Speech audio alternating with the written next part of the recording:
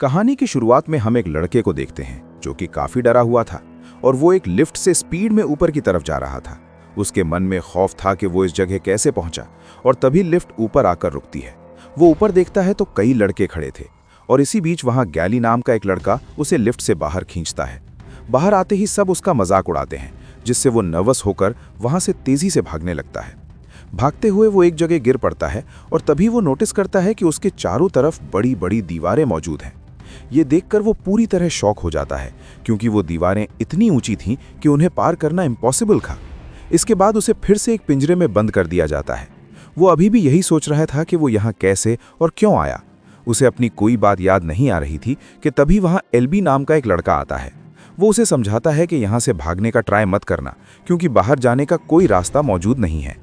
फिर एलबी उसे बाहर ले जाता है और कहता है कि हम लोग यहीं खाते हैं और यहीं सोते हैं, क्योंकि अब हमें अपनी पूरी लाइफ इसी जगह पर बितानी होगी। एलबी बताता है कि हमारी डेली नीड्स का सारा सामान इस बॉक्स में मिल जाता है। एलबी कहता है कि वो लोग हर बार इसी बॉक्स में किसी नए इंसान को भेजते हैं और साथ में राशन भी होता है, और इस बार उन्होंने तुम्हें भेजा है। ये सुनकर वो एलबी से सवाल करता है कि मुझे यहाँ किसने भेजा है और वो लोग ऐसा क्यों कर रहे हैं। एलबी जवाब देता है कि मुझे कोई आइडिया नहीं है। इसके बाद एलबी उसे एक खास जगह ले जाता है। वहाँ वो बताता है कि हमारे लिए बस यही दुनिया है। हमने इस जगह से बाहर जाने के लिए काफ़ी हार्डवर्क किया पर फेल रहे। इसी वक्त उस लड़के का ध्यान उन दीवारों के बीच बने एक रास्ते पर पड़ता है।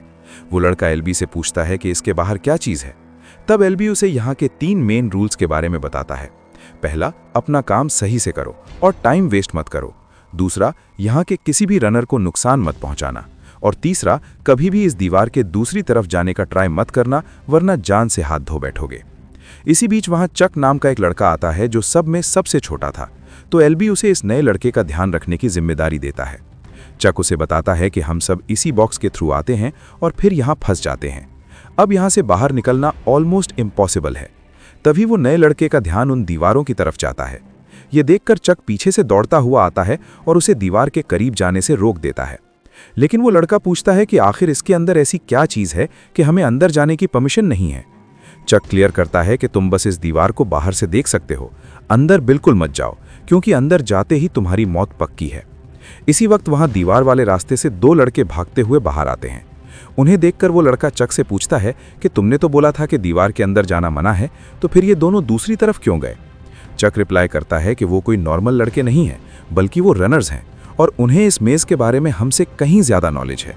ये सुनकर उस लड़के के मन में खौफ और बढ़ने लगता है और वो इस दीवार के और पास चला जाता है। तभी गैली उसे जोर धक्के से नीचे गिरा देता है और वार्निंग देता है कि तुम इसके अंदर नहीं जा सकते। इस बात पर वो लड़का काफ़ी अग्रेसिव हो जाता है और चिल्लाकर पूछता है कि तुम सब मुझे साफ साफ बताते क्यों नहीं कि आखिर इसके पीछे चल क्या रहा है। तब एलबी उसे समझाता है कि तुम अंदर नहीं जा सकते। इसी वक्त अचानक तेज़ हवाएं चलने लगती हैं। जब वो नया लड़का सामने देखता है तो वो दीवारें आपस में बंद होने लगती हैं और कुछ ही सेकंड्स में रास्ता पूरी तरह क्लोज हो जाता है। ये खौफनाक नज़ारा देखकर उस लड़के के होश ही उड़ जाते हैं। सब लोग नए लड़के की वेलकम पार्टी कर रहे होते हैं। इस पार्टी में उस लड़के के पास न्यूट नाम का एक लड़का बैठा था। वो उसे समझाता है कि ये मेज़ एक बहुत डेंजरस जगह है। अगर तुम गलती से भी इसके अंदर चले गए तो समझो तुम्हारी जान जाना तय है।